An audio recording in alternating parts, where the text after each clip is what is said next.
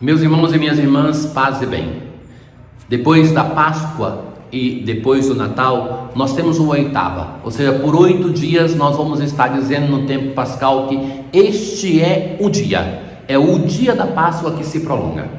Nesses dias nós estaremos ouvindo no Evangelho os relatos da aparição do Senhor para a comunidade apostólica. Vamos visitar os 4 Evangelhos. Já na primeira leitura nós vamos escutar os Atos dos Apóstolos. Então, durante o tempo de Pascal, nós vamos escutar todos os Atos dos Apóstolos. Nós vamos escutar, depois da oitava, que vai ter evangelistas diferentes, nós vamos escutar todo o Evangelho de São João, aquilo que nós não ouvimos na Quaresma. E é o tempo que as orações da missa, sobretudo os prefácios, vamos falar sobre diversos aspectos do mistério pascal. Um tempo litúrgico muito elaborado, muito rico no seu conteúdo. Então, nós temos hoje o discurso que Pedro faz no dia de Pentecostes. Primeiramente, ele vai apresentar Jesus. Jesus de Nazaré foi um homem aprovado por Deus. Deus, em seu desígnio e previsão, determinou que Jesus fosse entregue pelas mãos dos ímpios, e vós o matastes. Então Pedro toca a ferida. Nesse discurso vai dizer claramente: Deus ressuscitou Jesus. E ali onde ele estava, Pedro vai falar assim: olha, aqui tem o túmulo de Davi. Davi tinha falado que ele não sofreria as dores da morte. E isso aconteceu com a sua descendência, porque ele vai falar de Davi. Nós sabemos que aqui está o túmulo dele. Então Davi morreu e foi sepultado, e seu sepulcro está entre nós até hoje. É portanto a ressurreição de Cristo que previu e anunciou com palavras. Com efeito, Deus ressuscitou esse mesmo Jesus, e disso todos nós somos testemunhas. Então é muito belo essa insistência de Pedro nesses discursos, que é a fé da igreja, de dizer assim: nós somos testemunhas. Nós estamos aqui não é porque ouvimos dizer, nós somos testemunhas. E esse testemunho, insisto, é uma relação de fé. Não é porque alguém estava lá no túmulo para ver o que acontecia, a pedra foi fechada e ali dentro estava só o Senhor Jesus. Mas eles atestam e dão testemunho que Deus ressuscitou o seu Filho. Deus que permitiu à humanidade de fazer esse desmantelo, esse ato violentíssimo que é matar o Filho de Deus, Deus não deixou o seu Filho abandonado na morte. E o salmo que o apóstolo cita é o salmo que nós encontramos hoje como salmo responsorial. A resposta opcional é aquela: aleluia, aleluia, aleluia. E por 3 vezes se diz: louvai a Yahvé. Guardai-me, ó Deus, porque em vós me refugio. Diga ao Senhor: somente vós sois meu Senhor, minha herança, minha taça.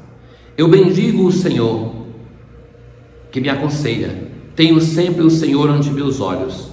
Eis porque meu coração está em festa, pois não há vez de me deixar entregue à morte. Esta é a expressão que Pedro citava: não há vez de me deixar entregue à morte, nem vosso amigo conhecer a corrupção. E ele vai dizer: Davi não podia estar falando de si mesmo, porque o túmulo dele está aqui. Davi está anunciando, já sendo um profeta, aquilo que aconteceria com o seu descendente, já que Jesus é descendente da casa de Davi. Então, hoje no Evangelho nós escutamos Mateus: as mulheres partiram depressa, depois de ali ter encontrado um intérprete a nenhuma aparição. Elas estavam com medo e correm com grande alegria. Então essa relação de quem vive esse momento de encontro com o túmulo vazio, medo e alegria, essa tensão, essa coisa que é um certo sentimento contraditório. O medo porque não sabiam como vai acontecer na conclusão de hoje, o que os perseguidores de Jesus iam reservar para eles. Mas esse medo também recorda o temor diante de algo grandioso que Deus se manifesta. Há um momento também que tem esse dom que é o temor de Deus. Então ali de repente Jesus vai ao encontro delas e diz: alegrai-vos. as mulheres aproximaram-se, prostraram-se diante e abraçaram o seu pé. E Jesus vai dizer: não tenhais medo. Se no início está dizendo que elas têm medo, não tenhais medo. Isso aqui é a introdução de uma vocação. Então essas mulheres vão receber uma missão e vai ir de anunciar aos meus irmãos que se dirijam para a Galileia, lá eles me verão. Vejam, meus caros, que o tempo pascal, quando nós vamos ouvir a narração das aparições do Senhor, ele vai nos indicar qual é o caminho que devemos fazer para crer no ressuscitado. Vejam, esses discípulos, eles amavam Jesus, mas não tinham ainda a dimensão de fé. O que vai fazer com que uma comunidade cheia de medo se torne uma comunidade tão corajosa a ponto de dar a vida pelo Senhor? O que vai fazer com que essa comunidade amedrontada comece a anunciar: nós somos testemunhas, que se espalhem pelo mundo para anunciar que o Senhor ressuscitou? O que vai mudar isso? O Senhor vai indicar, ou então alguém vai indicar sempre para as mulheres que vão no túmulo, para os apóstolos, mas sobretudo Jesus, 3 coisas. A primeira coisa é: volte para a comunidade. Não é possível crer no ressuscitado se nós rompemos com a comunidade. É a primeira indicação, e que essa está presente em muitos dos evangelhos. Não tenhais medo, ide anunciar aos meus irmãos que se dirijam para a Galileia, lá eles me verão. Às vezes as pessoas vão estar no túmulo, no local, digamos assim, onde se prova que o Senhor ressuscitou, e ali vai aparecer o Senhor ou alguém em nome dele e vai dizer: volta para a comunidade. Quando as pessoas estão distantes da comunidade e começam a crer no ressuscitado, eles voltam para a comunidade, os discípulos de Emaús, por exemplo. Ou então, quando a pessoa não está na comunidade, ela não crê, como acontece com Tomé. Somente 8 dias depois é que ele vai crer, quando está reunido com a comunidade. Então, aqui nós temos uma parte que é própria do Evangelho de Mateus, porque era a experiência de quem estava vivendo em Jerusalém. O Evangelho é destinado à comunidade de Jerusalém. Quando as mulheres partiram, alguns guardas do túmulo foram à cidade e comunicaram aos sumos sacerdotes tudo o que tinha acontecido. Eles então reuniram os sacerdotes aos anciãos, que é do conselho do Sinédrio, e deram uma grande soma de dinheiro aos soldados. Depois de terem dado uma pequena soma para matar Jesus, agora uma grande soma, dizendo: dizei que os discípulos dele foram durante a noite e roubaram o corpo enquanto vós dormíeis.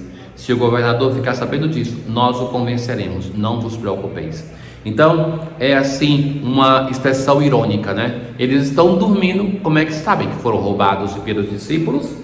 Então, os soldados pegaram o dinheiro e agiram de acordo com as instruções recebidas. E assim um boato espalhou-se entre os judeus até o dia de hoje. Então, se fala de um boato que é presente aonde? Na comunidade aonde estavam os apóstolos, onde estava o apóstolo Pedro, que era a comunidade de Jerusalém, para a qual é destinado este evangelho. Então se vê que ali tinha este boato e o evangelista explica o porquê deste boato. Meus caros irmãos, nós começamos o tempo pascal. Nós vamos, durante esse tempo, estar diante muitas vezes do Senhor ressuscitado. A primeira parte, nós vamos ouvir os anúncios do querigma, a fé no ressuscitado.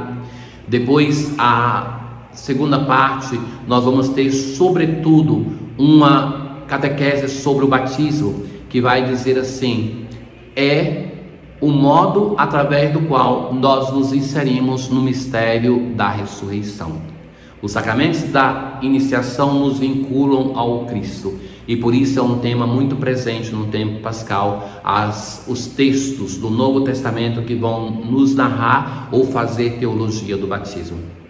Depois das solenidades, sobretudo da Ascensão, nós vamos ter a introdução no tema do Espírito Santo e seus dons para nos preparar para Pentecostes, com o qual se conclui o tempo pascal. Na oração deste dia assim dizemos: ó Deus, que fazei crescer a vossa igreja, dando-lhe sempre novos filhos e filhas, concedei que por toda a sua vida esses vossos servos e servas sejam fiéis ao sacramento do batismo que receberam, professando a fé.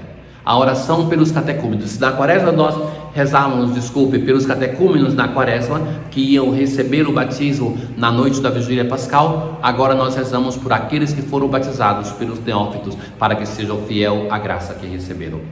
Feliz Páscoa! O Senhor esteja convosco, Ele está no meio de nós. Abençoe-vos o Deus Todo-Poderoso, o Pai, o Filho e o Espírito Santo. Paz.